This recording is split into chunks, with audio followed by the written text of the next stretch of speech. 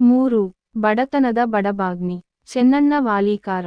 ಕರ್ತೃ, ಕೃತಿ ಪರಿಚಯ. ಕನ್ನಡದ ಪ್ರಮುಖ ದಲಿತ, ಬಂಡಾಯ ಕವಿಗಳಲ್ಲಿ ಚೆನ್ನಣ್ಣ ವಾಲೀಕಾರ ಒಬ್ಬರು. 1943 ಏಪ್ರಿಲ್ 6 ರಂದು ಗುಲ್ಬರ್ಗ ಜಿಲ್ಲೆಯ ಚಿತ್ತಾಪುರ ತಾಲ್ಲೂಕಿನ ಶಂಕರವಾಡ ಗ್ರಾಮದಲ್ಲಿ ಜನಿಸಿದ ಚೆನ್ನಣ್ಣ ವಾಲೀಕಾರರು ಗುಲ್ಬರ್ಗದ ಶರಣ ಬಸವೇಶ್ವರ ಕಲಾ ಕಾಲೇಜಿನಲ್ಲಿ ಬಿ.ಎ. ಪದವಿಯನ್ನು ಹಾಗೂ ಕರ್ನಾಟಕ ವಿಶ್ವವಿದ್ಯಾಲಯದಿಂದ ಎಂ.ಎ. ಪದವಿಯನ್ನು ಪಡೆದರು. ಪ್ರೌಢಶಾಲಾ ಶಿಕ್ಷಕರಾಗಿ ವೃತ್ತಿಜೀವನ ಆರಂಭಿಸಿದ ವಾಲೀಕಾರರು ರಾಯಚೂರು ಕಾಲೇಜಿನ ಉಪನ್ಯಾಸಕರಾಗಿ, ಪ್ರಾಧ್ಯಾಪಕರಾಗಿ, ಕನ್ನಡ ಅಧ್ಯಯನ ಸಂಸ್ಥೆಯ ಅಧ್ಯಕ್ಷರಾಗಿ, ಅಕಾಡೆಮಿಕ್ ಕೌನ್ಸಿಲ್ ಸದಸ್ಯರಾಗಿ, ಸೆನೆಟ್ ಸದಸ್ಯರಾಗಿ ಕಾರ್ಯನಿರ್ವಹಿಸಿದ್ದಾರೆ. ಗುಲ್ಬರ್ಗಾ ವಿಶ್ವವಿದ್ಯಾನಿಲಯದ ಪ್ರವಾಚಕರಾಗಿಯೂ, ಪ್ರಾಧ್ಯಾಪಕರಾಗಿಯೂ ಇವರು ಕಾರ್ಯನಿರ್ವಹಿಸಿದ್ದಾರೆ.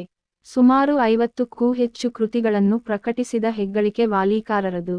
ಕೃತಿಗಳು: ಮರದ ಮೇಲಿನ ಗಾಳಿ, ಹಾಡಕ್ಕಿ ಹಾಗೂ ಇತರ ಪದಗಳು, ಪ್ಯಾಂಥರ್ ಪದ್ಯಗಳು, ಧಿಕ್ಕಾರದ ಹಾಡುಗಳು, ಆಯ್ದ ಕವನಗಳು, 5 ಜನಪದ ಸಮಾಜವಾದಿ ಕಾವ್ಯಗಳು ಇವು ವಾಲೀಕಾರರ ಕೆಲ ಪ್ರಮುಖ ಕವನ ಸಂಕಲನಗಳು. ಕಪ್ಪು ಕಥೆಗಳು, ಹುತ್ತದಲ್ಲಿ ಖುದ್ದವರ ಕಥೆಗಳು ಇವು ಇವರ ಕಥಾ ಸಂಕಲನಗಳು. ಬೆಳ್ಯ, ಕೋಟೆ ಬಾಗಿಲು, ಹುಲಿಗಮ್ಮ, ಗ್ರಾಮ ಭಾರತ, ಒಂದು ಹೆಂಚಿನ ಒಳ ಜಗತ್ತು ಇವು ಇವರ ಕಾದಂಬರಿಗಳು. ಮೊಹರಂ ಪದಗಳು, ಮದುವೆ ಹಾಡುಗಳು ಇವರ ಸಂಪಾದಿತ ಕೃತಿಗಳು. ಒಂದು ಗ್ರಾಮದ ಜಾನಪದೀಯ ಅಧ್ಯಯನ, ಒಂದು ಸಾಂಸ್ಕೃತಿಕ ಅಧ್ಯಯನ, ಕರ್ನಾಟಕದಲ್ಲಿ ದೇವದಾಸಿ ಪದ್ಧತಿ ಮುಂತಾದವು ಇವರ ಸಂಶೋಧನಾ ಕೃತಿಗಳು. ಚೆನ್ನಣ್ಣ ವಾಲೀಕಾರ ಅವರಿಗೆ ರಾಜ್ಯ ಸರಕಾರದ ರಾಜ್ಯೋತ್ಸವ ಪ್ರಶಸ್ತಿ, ಕರ್ನಾಟಕ ನಾಟಕ ಅಕಾಡೆಮಿಯ ಗೌರವ ಪ್ರಶಸ್ತಿ, ರಾಜ್ಯ ಸಾಹಿತ್ಯ ಅಕಾಡೆಮಿಯ ಗೌರವ ಪ್ರಶಸ್ತಿ, ಕರ್ನಾಟಕ ಸಾಹಿತ್ಯ ಅಕಾಡೆಮಿಯ ಬಹುಮಾನ ಮುಂತಾದ ಪ್ರಶಸ್ತಿಗಳು ಸಂದಿವೆ. ಆಶಯ: ಬಡತನದ ಬಡಬಾಗ್ನಿ. ಚೆನ್ನಣ್ಣ ವಾಲೀಕಾರರ ದಲಿತ ಸಂವೇದನೆಯ ಒಂದು ಪ್ರಮುಖ ಕವನ. ಬಡತನ ಮತ್ತು ಅದರ ಪರಿಣಾಮವನ್ನು ವಾಸ್ತವದ ನೆಲೆಗಟ್ಟಿನಲ್ಲಿ ಚರ್ಚಿಸುವ ಈ ಕವನ, ಸಮಾಜದಲ್ಲಿನ ಮೇಲು ಮತ್ತು ಕೀಳು ಎಂಬ ತಾರತಮ್ಯ ಭಾವವನ್ನು ತುಂಬಾ ಪರಿಣಾಮಕಾರಿಯಾಗಿ ಕಟ್ಟಿಕೊಡುತ್ತದೆ. ದಲಿತ ಬದುಕಿನ ನೋವು, ಹತಾಸೆಗಳನ್ನು ಕವಿ ತನ್ನ ಪ್ರೇಯಸಿಗೆ ನಿವೇದಿಸಿಕೊಳ್ಳುವ ರೀತಿಯಲ್ಲಿ ಈ ಕವನದ ಧಾಟಿ ಇದೆ. ಸಮಾಜದ ಮೇಲ್ವರ್ಗದ ಜನ ಕೆಳವರ್ಗದ ಜನರನ್ನು ತಮ್ಮ ಸ್ವಾರ್ಥಕ್ಕಾಗಿ ಶೋಷಿಸುವ ಬಗೆಯತ್ತ ನಮ್ಮ ಗಮನ ಸೆಳೆಯುತ್ತದೆ. ಸಮಾಜದಲ್ಲಿ ಧನಿಕರಿಗೊಂದು ನ್ಯಾಯ, ಬಡವರಿಗೊಂದು ನ್ಯಾಯ ಇರುವುದನ್ನು ಎತ್ತಿ ತೋರಿಸುತ್ತದೆ. ಮನುಷ್ಯನ ಹೊಟ್ಟೆ ತುಂಬಿದ ಬಳಿಕದ ಚಟುವಟಿಕೆಗಳಲ್ಲಿ ಒಂದಾದ ಸಾಹಿತ್ಯದ ಕುರಿತಂತೆ ಹೇಳುವ ಈ ಕವನ, ಶೋಷಿತ ಜನಾಂಗದ ದಯನೀಯ ಸ್ಥಿತಿಯನ್ನು ಧ್ವನಿಪೂರ್ಣವಾಗಿ ಕಟ್ಟಿಕೊಡುತ್ತದೆ. ಹೊಟ್ಟೆಗೆ ಹಿಟ್ಟಿಲ್ಲದಿದ್ದರೆ, ಸಮಾಜದಲ್ಲಿ ಸಮಾನತೆ ಇಲ್ಲದಿದ್ದರೆ ಮಿಕ್ಕದ್ದೆಲ್ಲ ಅರ್ಥಹೀನ ಎನ್ನುತ್ತದೆ ಈ ಕವನ.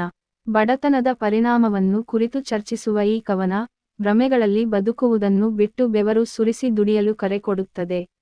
ಬೆವರು ಸುರಿಸಿ ದುಡಿದರೆ ಮಾತ್ರ ಬಡತನ ತೊಲಗಬಹುದೆಂದು ಶ್ರಮ ಸಂಸ್ಕೃತಿಯನ್ನು ಎತ್ತಿಹಿಡಿಯುವ ಈ ಕವನ, ಈ ನೆಲೆಯಲ್ಲೇ ಬಡತನದ ವಿರುದ್ಧ ಹೋರಾಟಕ್ಕೆ ಕರೆ ಕೊಡುತ್ತದೆ.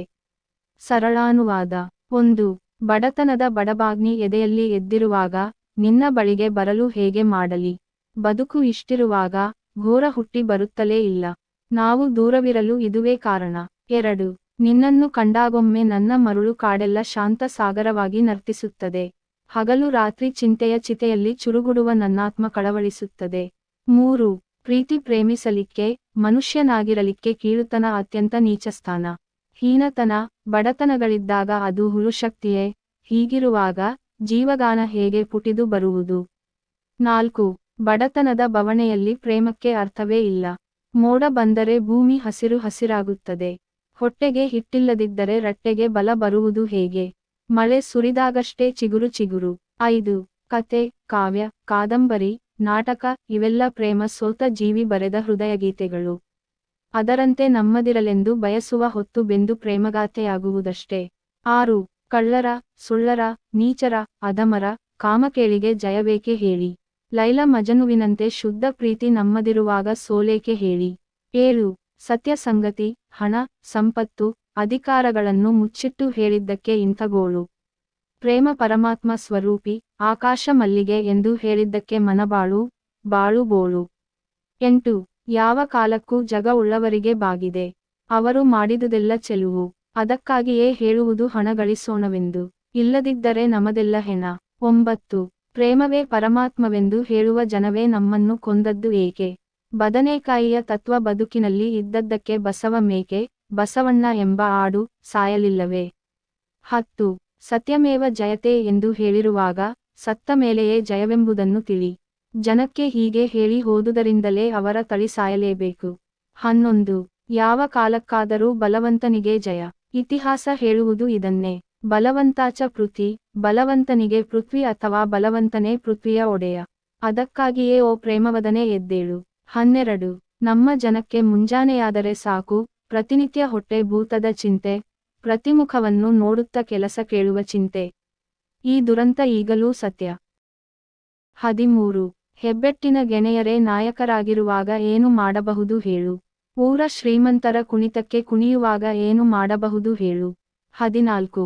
ರೂಪಾಯಿ, 2 ರೂಪಾಯಿಗೆ ತಮ್ಮನ್ನು ಮಾರಿಕೊಳ್ಳುವಾಗ ಏನು ಮಾಡಬಹುದು ಹೇಳು. ತಮ್ಮ ಸುಖವನ್ನು ಅಷ್ಟೇ ನೋಡಿಕೊಳ್ಳುವಾಗ ಹೊತ್ತು ಏನು ಮಾಡಬಹುದು ಹೇಳು. 15. ಓದಿ ದೊಡ್ಡ ಹುದ್ದೆ ಹಿಡಿದವರೇ ಮರೆತಾಗ ಏನು ಮಾಡಬಹುದು ಹೇಳು. ಗಗನ ಮುಟ್ಟಿದ ಮೇಲೆ ನಿಚ್ಚಣಿಕೆ ಮರೆತಾಗ ಏನು ಮಾಡಬಹುದು ಹೇಳು. 16. ಒಬ್ಬರನ್ನೊಬ್ಬರು ಎತ್ತಿಕಟ್ಟುವ ಹೊತ್ತಿನಲ್ಲಿ ಏನು ಮಾಡಬಹುದು ಹೇಳು. ತಮಗೆ ತಾವೇ ಕುತ್ತಾಗಿ ಸೋಲುತ್ತಿರುವ ಹೊತ್ತಿನಲ್ಲಿ ಏನು ಮಾಡಬಹುದು ಹೇಳು. 17. ಭ್ರಮಾಕಲ್ಪನೆಯನ್ನು ಕಿತ್ತೆಸೆದು ಭೂಮಿಗೆಲ್ಲ ಬೆವರು ಹನಿ ಸುರಿಸೋಣ. ಹೋರಾಟದ ಹೊರತು ಏನೂ ದೊರೆಯುವುದಿಲ್ಲ. ಎಲ್ಲರೂ ಏಳಿ. 8 ಅಂಕದ ಪ್ರಶ್ನೋತ್ತರಗಳು. ಪ್ರಶ್ನೆ 1. ಬಡತನದ ಕುರಿತಂತೆ ಚನ್ನಣ್ಣ ವಾಲಿಕಾರರ ಆಲೋಚನೆಗಳನ್ನು ಸಂಗ್ರಹಿಸಿ. ಅಥವಾ ಪ್ರಶ್ನೆ 2. ಕತೆ, ಕಾವ್ಯ, ಕಾದಂಬರಿ, ನಾಟಕ, ಪ್ರೇಮ ಸೋತ ಜೀವಿಯು ಬರೆದ ಹೃದಯಗೀತೆ ಈ ಮಾತಿನ ಹಿನ್ನೆಲೆಯಲ್ಲಿ ಬಡತನದ ಬಡವಾಗಗ್ನಿ ಕವಿತೆಯನ್ನು ವಿಮರ್ಶಿಸಿ. ಅಥವಾ ಪ್ರಶ್ನೆ 3. ಗಗನ ಮುಟ್ಟಿದ ಮೇಲೆ ನಿಚ್ಚಣಿಕೆ ಮರೆತವರು ಯಾರು? ಅವರ ಕುರಿತಂತೆ ಕವನದಲ್ಲಿ ವ್ಯಕ್ತವಾದ ಧ್ವನಿಯೇನು? ಉತ್ತರ: ಬಡತನದ ಬಡಬಾಗ್ನಿ. ಚೆನ್ನಣ್ಣ ವಾಲಿಕಾರ ದಲಿತ ಸಂವೇದನೆಯ ಒಂದು ಪ್ರಮುಖ ಕವನ. ದಲಿತ ಬದುಕಿನ ದಾರುಣತೆಯನ್ನು ತುಂಬಾ ಪರಿಣಾಮಕಾರಿಯಾಗಿ ಕಟ್ಟಿಕೊಡುವುದು ಈ ಕವನದ ಮೂಲ ಆಶಯ, ತಿರುಳು. ಜನಪದ ಶೈಲಿಯಲ್ಲಿರುವ ಈ ಕವನ, ದಿನನಿತ್ಯ ಹಸಿದ ಒಡಲಿಗೆ ಹೋರಾಟ ನಡೆಸುವ ದಲಿತರ ಹೋರಾಟದ ಬದುಕನ್ನು ಸಜೀವವಾಗಿ ಚಿತ್ರಿಸಿದೆ. ನಮ್ಮ ಸಮಾಜ ಬಡವ ಶ್ರೀಮಂತರನ್ನು ನೋಡುವ ದೃಷ್ಟಿ ಇಲ್ಲಿ ತುಂಬಾ ಸ್ಪಷ್ಟವಾಗಿದ್ದು, ಈ ಬಗೆಗಿನ ತಾರತಮ್ಯ ನೀತಿ ದಲಿತರನ್ನು ಎಂಥ ಸಂಕಟಕ್ಕೆ ತಳ್ಳಿದೆ ಎಂಬುದರ ನೈಜ ಚಿತ್ರಣವನ್ನು ಈ ಕವನ ಕೊಡುವುದು ಸ್ವಾರಸ್ಯಪೂರ್ಣವಾಗಿದೆ, ಔಚಿತ್ಯಪೂರ್ಣವಾಗಿದೆ. ಬಡತನವೆನ್ನುವುದು ಒಂದು ಬಡಬಾಗ್ನಿ ಅಥವಾ ಅದೊಂದು ಸಮುದ್ರದ ಕೆಳಗಿರುವ ಬೆಂಕಿ ಜ್ವಾಲೆ. ಈ ಜ್ವಾಲೆ ಭುಗಿಲೆದ್ದರೆ ಸಮುದ್ರಕ್ಕೆ ಸಮುದ್ರವೇ ಅಲ್ಲೋಲ ಕಲ್ಲೋಲವಾಗಿ ಬಿಡುತ್ತದೆ. ಬಡತನವೂ ಸಹಿತ ಅಂಥ ಒಂದು ದಾವಾಗ್ನಿ. ಅದು ಶ್ರೀಮಂತರ ವಿರುದ್ಧ ಬಂಡೆದ್ದು ನಿಂತಿತೆಂದರೆ ಯಾವ ಬಲಿಷ್ಠ ಶ್ರೀಮಂತಿಕೆಗೂ ಉಳಿಗಾಲವಿಲ್ಲ. ಅಂಥ ಬಡತನದ ಬಡಬಾಗ್ನಿಯ ಸಮೀಪಕ್ಕೆ ಆಗ ಯಾವ ಶ್ರೀಮಂತಿಕೆಯೂ ಸುಳಿಯಲಾರದು. ಬದುಕು ಹೀಗೆ ವರ್ಗ ವರ್ಣ ವೈಷಮ್ಯದಿಂದ ಅಥವಾ ಬಡವ ಶ್ರೀಮಂತ ಎಂಬ ತಾರತಮ್ಯದಿಂದ ಕೂಡಿರುವಾಗ, ಬಡತನದ ಬಡಬಾಗ್ನಿಯಂತಹ ಪ್ರತಿಭಟನೆಯ ಹೋರಾಟದ ಕಿಚ್ಚು ಎನ್ನುವುದು ಹುಟ್ಟುತ್ತಲೇ ಇರುತ್ತದೆ. ಎಲ್ಲಿಯವರೆಗೆ ನಮ್ಮ ಸಮಾಜದಲ್ಲಿ ಬಡವ ಶ್ರೀಮಂತ ಎಂಬ ಭೇದಭಾವ ಅಥವಾ ತಾರತಮ್ಯ ಮನೋಭಾವ ಇರುತ್ತದೆಯೋ, ಅಲ್ಲಿಯವರೆಗೆ ಬಡತನ ಹೋರಾಟ ಇದ್ದೇ ಇರುವಂತಹದ್ದು. ವರ್ಗ ವರ್ಣ ವೈಷಮ್ಯ ಮನುಷ್ಯ ಬದುಕಿನಲ್ಲಿ ಏನೆಲ್ಲವನ್ನು ಮಾಡಲು ಸಾಧ್ಯವೋ ಅದೆಲ್ಲವನ್ನೂ ಮಾಡಿದೆ, ಇನ್ನೂ ಮಾಡುತ್ತಲೇ ಇದೆ. ಬಡತನದ ಬಡಬಾಗ್ನಿ ಎದೆಯಲ್ಲಿ ಎದ್ದಾಗ ಕವಿಯೂ ಸಹಿತ ಅದರ ಬಳಿಗೆ ಸುಳಿಯಲು ಅಂಜಿದ್ದುಂಟು. ಕವಿ ಒಮ್ಮೊಮ್ಮೆ ಈ ಬಡತನದ ಬಡಬಾಗ್ನಿಯನ್ನು ಕಂಡಾಗ ಮರುಳಾಡೆಲ್ಲ ಶಾಂತ ಸಾಗರವಾಗಿ ನರ್ತಿಸಿದ್ದೂ ಇದೆ. ಹಗಲು ರಾತ್ರಿ ಈ ಕುರಿತು ಕವಿಯ ಆತ್ಮಚಿಂತೆ ಚಿತೆಯಲ್ಲಿ ಕಳವಳಿಸಿದ್ದೂ ಇದೆ. ಕೆಳವರ್ಗದ ದಲಿತ ಬಡ ಜನಾಂಗ ಪ್ರೀತಿಸುವುದು, ಪ್ರೇಮಿಸುವುದು ಕೂಡ ಶ್ರೀಮಂತ ವರ್ಗವನ್ನು ಎತ್ತಿ ಹಿಡಿಯುವ ಸಮಾಜಕ್ಕೆ ಬಹುದೊಡ್ಡ ತಪ್ಪಾಗಿ ಬಿಡುತ್ತದೆ. ಮನುಷ್ಯನಾಗಿ ಬಾಳುವುದಕ್ಕೂ ಕೂಡ ಅಷ್ಟೇ ಎಂಬುದನ್ನು ಈ ಕವನ ಹೇಳುತ್ತದೆ. ಇಂಥದಕ್ಕೆಲ್ಲ ಶ್ರೀಮಂತ ಮೇಲ್ವರ್ಗ ಕೀಳುತನವನ್ನು ತೋರುವುದು ಅತ್ಯಂತ ನೀಚಸ್ಥಾನ ಎನ್ನುತ್ತಾನೆ ಕವಿ. ಈ ಸಮಾಜದಲ್ಲಿ ಹಣವಿದ್ದವನೇ ಒಂದು ಪ್ರಬಲ ಶಕ್ತಿಯಂತಾಗಿ ಬಿಟ್ಟಿದೆ. ಹೀನತನ ಬಡತನವಿದ್ದರೆ ಅದು ಈ ಸಮಾಜಕ್ಕೆ ಕೇವಲ ಹುಲುಶಕ್ತಿಯಷ್ಟೇ. ಹೀಗಿರುವಾಗ ಇಂಥ ಸಮಾಜದಲ್ಲಿ ಜೀವಗಾನ ಪುಟಿದು ಬರಲು ಸಾಧ್ಯವೇ ಇಲ್ಲ. ಬಡತನದ ಬವಣೆಯಲ್ಲಿ ಪ್ರೇಮಕ್ಕೆ ಅರ್ಥವೇ ಇಲ್ಲ. ಮೋಡ ಅಥವಾ ಮಳೆ ಬಂದರೇನೇ ಭೂಮಿ ಹಸಿರು ಹಸಿರಾಗುತ್ತದೆ. ಹೊಟ್ಟೆಗೆ ಹಿಟ್ಟಿಲ್ಲದಿದ್ದರೆ ರಟ್ಟೆಗೂ ಬಲ ಬರುವುದಿಲ್ಲ. ಮಳೆ ಸುರಿದಾಗಷ್ಟೇ ಚಿಗುರು ಚಿಗುರು. ಕತೆ, ಕಾದಂಬರಿ, ಕಾವ್ಯ ಪ್ರೇಮ ಸೋತ ಜೀವಿಯ ಹೃದಯಗೀತೆಗಳೇ ಹೊರತು ಮತ್ತೇನೂ ಅಲ್ಲ ಎನ್ನುತ್ತಾನೆ ಈ ಕವಿ. ಮೇಲ್ವರ್ಗದ ಶ್ರೀಮಂತರಿಗೆ ಹೆಚ್ಚಿನ ಪ್ರಾಶಸ್ತ್ಯವಿರುವ ಈ ಸಮಾಜದಲ್ಲಿ ಕಳ್ಳರು, ಸುಳ್ಳರು, ನೀಚರು, ಅಧಮರು ಇವರೆಲ್ಲರ ಕಾಮಕೇಳಿಗೆ ಜಯ ಸಂದಿದೆ. ಲೈಲ್, ಮಜನುವಿನಂತೆ ಶುದ್ಧ ಪ್ರೀತಿಯ ದಲಿತ ಬಡವರಿಗೆ ಇಲ್ಲಿ ಯಾವತ್ತೂ ಸೋಲೆ. ಇದಕ್ಕೆ ಕಾರಣ ಈ ಸಮಾಜಕ್ಕೆ ಹಣವಿದ್ದವನೇ ಗೌರವಾನ್ವಿತ ವ್ಯಕ್ತಿಯಾಗಿರುವುದು. ಮನುಷ್ಯನನ್ನು ಕೇವಲ ಹಣದಿಂದ ಅಳೆಯುವ ಸಮಾಜದಲ್ಲಿ ಮನುಷ್ಯ ಸದಾಕಾಲ ಎಚ್ಚರದಿಂದ ಇರಬೇಕಾದ ಅಗತ್ಯವಿದೆ. ಸತ್ಯ ಸಂಗತಿ, ಹಣ, ಸಂಪತ್ತು ಅಧಿಕಾರಗಳನ್ನು ಮುಚ್ಚಿಟ್ಟು ಹೇಳಿದರೆ ಗೋಳು ತಪ್ಪಿದ್ದಲ್ಲ. ಪ್ರೇಮ ಪರಮಾತ್ಮ ಸಮಾನ, ಅದೊಂದು ಆಕಾಶ ಮಲ್ಲಿಗೆ, ಎಂದು ಹೇಳಿದರೆ ಮನ ಬಾಳುಗಳೆರಡೂ ಬರಡೆ. ಕವಿಯೇ ಹೇಳುವಂತೆ, ಯಾವ ಕಾಲಕ್ಕೂ ಜಗವು ಉಳ್ಳವಗೆ ಬಾಗಿದ್ದು, ಅವರು ಮಾಡಿದುದೆಲ್ಲ ಚಲುವು. ಅದಕ್ಕಾಗಿಯೇ ಈ ಕವಿ ಮೊದಲು ಹಣ ಗಳಿಸಬೇಕೆಂದು ಮಹತ್ವದ ಕಿವಿಮಾತು ಹೇಳುವುದು. ಇಲ್ಲದಿದ್ದರೆ ನಮದೆಲ್ಲ ಹಣವೇ, ಪ್ರೇಮವೇ ಪರಮಾತ್ಮ ಎಂದು ಹೇಳುವ ಜನವೇ ದಲಿತರನ್ನು, ಬಡವರನ್ನು ಕೊಲ್ಲುತ್ತಿದೆ. ಇದಕ್ಕೆ ಕಾರಣವೆಂದರೆ, ಹೇಳುವುದು ಶಾಸ್ತ್ರ, ತಿನ್ನುವುದು ಬದನೆಕಾಯಿ ಎಂಬ ಗಾದೆಯ ಗುಣವೇ. ಬದನೆಕಾಯಿಯ ತತ್ವ ಉಳ್ಳುವರ ಬದುಕಿನಲ್ಲಿ ಇದ್ದುದಕ್ಕಾಗಿಯೇ ಹೇಳುವುದು ಒಂದು, ಮಾಡುವುದು ಇನ್ನೊಂದು. ಇಂಥ ಹೀನ ಕೊಲೆಗೆಲಸ ಉಳ್ಳವರಿಂದ ನಡೆಯುತ್ತಿರುವುದು ಉಳ್ಳವರ ವಿಶಿಷ್ಟ ಗುಣ ಎಂದು ತೀಕ್ಷ್ಣವಾಗಿ ಉಳ್ಳವರನ್ನು ತಿವಿಯುತ್ತದೆ ಈ ಕವನ. ಉಳ್ಳವರ ಇಂಥ ಬದನೆಕಾಯಿ ತತ್ವಕ್ಕೇನೆ ಬಸವಣ್ಣನಂಥ ಬಸವಣ್ಣ ಕೇವಲ ಒಂದು ಮೇಕೆಗೆ ಸಮಾನವಾಗಿ ಕೊಲೆಗೊಂಡು ಹೋದನೆಂದು ಇನ್ನೂ ಬಹುತೀಕ್ಷ್ಣವಾಗಿ ತಿವಿಯುತ್ತದೆ ಈ ಕವನ. ಬಸವಣ್ಣನನ್ನು ಮೇಕೆಯನ್ನಾಗಿ ಕೊಂದಿದೆ ಈ ಶ್ರೀಮಂತರ ಹೀನ ಸಮಾಜ. ಸತ್ಯವೆನ್ನುವುದು ಜನಕ್ಕೆ ಹೀಗೆ ಹೇಳಿ ಹೋದುದರಿಂದಲೇ ದಲಿತ ಬಡವರ ತಳಿ ಸಾಯಲೇಬೇಕಾಗಿದೆ. ಸತ್ಯವನ್ನು ನುಡಿದವರ ಕೊರಳಿಗೆ ನೇಣು ಹಗ್ಗವನ್ನು ಬಿಗಿದ ದುಷ್ಟ ಸಮಾಜ ಉಳ್ಳವರದ್ದು. ಸತ್ಯಮೇವ ಜಯತೆ ಎಂದು ಬಾಯಲ್ಲಿ ಹೇಳುವ ಈ ದುಷ್ಟ ಶ್ರೀಮಂತ ವರ್ಗ ದಲಿತ ಬಡವರು ಸತ್ತ ಮೇಲೆಯೇ ಜಯ ಎಂಬಂತೆ ನಡೆದುಕೊಂಡು ತಮ್ಮ ಸ್ವಾರ್ಥಪರತೆಯನ್ನು ಶತಶತಮಾನಗಳಿಂದಲೂ ಕಾಪಾಡಿಕೊಂಡು ಬಂದಿದೆ.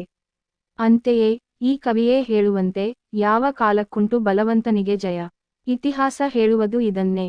ಬಲವಂತಾಚ ಪೃಥ್ವಿ ಎಂದರೆ ಬಲವಂತನಿಗೆ ಭೂಮಿ. ನಿಜ, ಯಾವ ಕಾಲಕ್ಕೂ ಬಲವಂತನಿಗೆ ಜಯ. ಇದನ್ನು ಇತಿಹಾಸವೇ ಹೇಳುತ್ತದೆ. ಅಂತೆಯೇ ಕವಿ ಬಲವಂತರ ಇಂಥ ಹೀನ ಸೊಕ್ಕನ್ನು ಮುರಿದು ಮಟ್ಟ ಹಾಕಲು ದಲಿತ ಬಡ ಜನಾಂಗಕ್ಕೆ ಕರೆ ಕೊಡುತ್ತಾನೆ. ಪ್ರತಿಭಟನೆ ಆಗದ ಹೊರತು ಸಮಾಜದ ಹೀನವ್ಯವಸ್ಥೆ ಸರಿಗೊಳ್ಳಲಾಗದು. ಪ್ರತಿಭಟನೆ, ಕ್ರಾಂತಿ, ಹೋರಾಟಗಳೇ ಅಸ್ತಿತ್ವದಲ್ಲಿರುವ ಹೀನ ಶ್ರೀಮಂತ ವ್ಯವಸ್ಥೆಯನ್ನು ಬಗ್ಗ ಬಡಿಯಲು ದಿವ್ಯೌಷಧಿ ಎಂಬುದು ಈ ಕವಿಯ ದಿಟ್ಟ ನಿಲುವು. ಶ್ರೀಮಂತ ದಷ್ಟವರ್ಗವನ್ನು ಮಟ್ಟ ಹಾಕಬೇಕೆಂದರೆ ದೀನ ದಲಿತ ಬಡವರು ಪ್ರತಿಭಟನೆ, ಕ್ರಾಂತಿಗಳ ಹೋರಾಟದ ಕಣಕ್ಕೆ ಇಳಿಯುವುದು ಅನಿವಾರ್ಯ ಎಂಬ ಎಚ್ಚರಿಕೆಯ ಕಿವಿಮಾತನ್ನು ಕೊಡುತ್ತಾರೆ ಇಲ್ಲಿ ಕವಿ. ಇಂಥ ತೀವ್ರ ಪ್ರತಿಭಟನೆ, ಕ್ರಾಂತಿಗಳು ನಡೆಯದಿರುವುದರಿಂದಲೇ ಮುಂಜಾನಾದರೆ ಸಾಕು ಹೊಟ್ಟೆ ಭೂತದ ಚಿಂತೆ ನಮ್ಮ ಜನಕ್ಕೆ. ಪ್ರತಿನಿತ್ಯ ಪ್ರತಿ ಮುಖವ ನೋಡುತ್ತಾ ಕೆಲಸ ಕೇಳುವ ಚಿಂತೆ. ಈ ದುರಂತ ಈಗಲೂ ಸತ್ಯ. ನಮ್ಮ ಇಂದಿನ ಸಮಾಜಕ್ಕೆ, ರಾಜಕೀಯಕ್ಕೆ ಹೆಬ್ಬೆಟ್ಟಿನ ಗೆಣೆಯರೇ ನಾಯಕರಾಗಿದ್ದಾರೆ. ಊರ ಶ್ರೀಮಂತರ ಕುಣಿತಕ್ಕೆ ದಲಿತ ಬಡವರು ಕುಣಿಯುವಂತಾಗಿದೆ.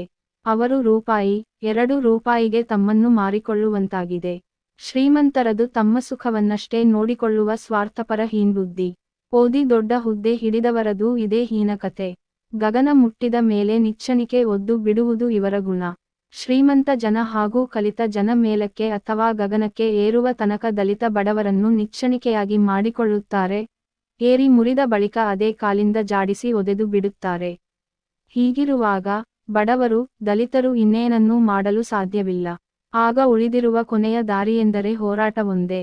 ಹೋರಾಟ ಎಲ್ಲ ಅನ್ಯಾಯಗಳನ್ನು ಸರಿಪಡಿಸಬಲ್ಲುದು ಎಂಬ ದಿಟ್ಟ ನಿಲುವು ಈ ಕವನದ್ದು ಹಾಗೂ ಈ ಕವಿಯದು. ಭ್ರಮೆಯ ಕಲ್ಪನೆಯನ್ನು ಕಿತ್ತು ಬೀಸಾಕಿ ಭೂಮಿಯಲ್ಲೇ ಬೆವರ ಹನಿಯನ್ನು ಸುರಿಸಬೇಕು. ಅದರ ಫಲದ ಸವಿ ನೋಡ ಬಂದವರನ್ನು ಮೆಟ್ಟಿ ತುಳಿಯಬೇಕು. ಇಂಥ ಹೋರಾಟ ನಡೆಯದ ಹೊರತು ಶ್ರಮಜೀವಿ ವರ್ಗಕ್ಕೆ ಏನೂ ದೊರೆಯುವುದಿಲ್ಲ ಎನ್ನುವ ಈ ಕವನ, ಏಳಿರೆಲ್ಲ ಎಂದು ದಲಿತ ಬಡಜನರಿಗೆ ಅಥವಾ ಒಟ್ಟಾರೆ ಶೋಷಿತ ಶ್ರಮಜೀವಿ ವರ್ಗಕ್ಕೆ ಕರೆ ಕೊಡುವುದು ತುಂಬಾ ಔಚಿತ್ಯಪೂರ್ಣವಾಗಿದೆ.